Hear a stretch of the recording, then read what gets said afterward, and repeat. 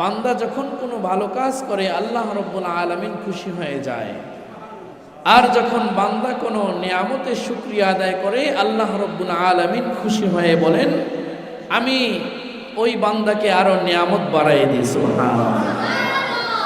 এজন্য কোরআনুল কারীমে আল্লাহ রাব্বুল আলামিন একটি আয়াত নাজিল করেছেন, লা ইন শাকারতুম লা আযীদান্নাকুম ওয়া লা ইন কাফারতুম ইন্না আযাবি লাশাদীদ। আল্লাহ তাআলা বলেন, বান্দা যখন নিয়ামত পেয়েছো শুকরিয়া আদায় করবা, আমি আল্লাহ তোমাকে নিয়ামত বাড়াইয়ে দেব। সুবহানাল্লাহ। আর যদি নাফরমান বান্দা শুকরিয়া আদায় না করো, তাহলে তোমার জন্য ইন্না আযাবি লাশাদীদ, কঠিন আযাব, কঠিন শাস্তি, কঠিন শাস্তির ব্যবস্থা করে রেখেছেন। নাউযুবিল্লাহ। আল্লাহ রাব্বুল আলামিন আপনাকে আমাকে শুকরগুজার বান্দা হিসেবে কবুল করুক। সকলে বলুন আমিন। আল্লাহ রাব্বুল আলামিন আপনাকে আমাকে ভালোবেসে দুনিয়ার অসংখ্য অগণিত নিয়ামত দান করেছেন, তাতে কোনো সন্দেহ আছে বলেন?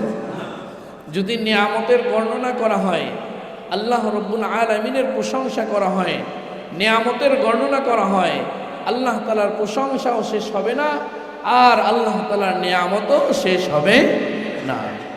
আল্লাহ রাব্বুল আলামিন বলেন, ওয়া ইন তাউদ্দু নিয়ামাতাল্লাহি লা তুহসুহা। আল্লাহু আকবার।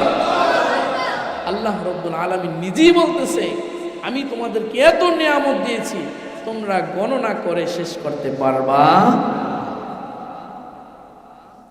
এই নিয়ামতের কথা যদি একটু চিন্তা করি, যদি নিজের বডির দিকে তাকাই, আমরা তো দুনিয়ার মধ্যে একে অপরে অথবা নিজে আমরা এরকম আলোচনা করি যে আমার এই নাই, সেই নাই, ঘর নাই, বাড়ি নাই, টাকা নাই, পয়সা নাই, অনেক কিছু নাই, বহুত কিছু নাই, এরকম অনেক আলোচনা করি না ভাই? করি। কিন্তু আপনি যদি একটু নিজের শরীরের দিকে তাকান, আমার চোখ আছে, আছে, আমার হাত আছে, আছে, আমার জবান আছে, আছে, আমার পা আছে, আছে।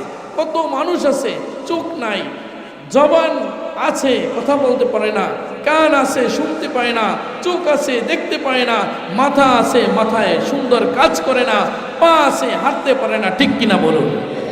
আল্লাহ রাব্বুল আলামিন আপনাকে আমাকে এরকম হাজার, অসংখ্য, লক্ষ, কোটি নিয়ামত দিয়ে ভরপুর করে রেখেছে, আর আপনি আমি দুনিয়ার মানুষ নাই নাই নাই নাই শুধু বলতেছি। ঠিক কিনা? কিন্তু আমাদের খাতা কলম নিয়ে লিপিবদ্ধ করা উচিত যে আমাদের কি কি আছে। ঠিক কিনা বলুন? এজন্য আমরা সব সময় শুকরিয়া আদায় করব কার? আল্লাহ। সব সময় শুকরিয়া আদায় করব ভাই কার? আল্লাহর।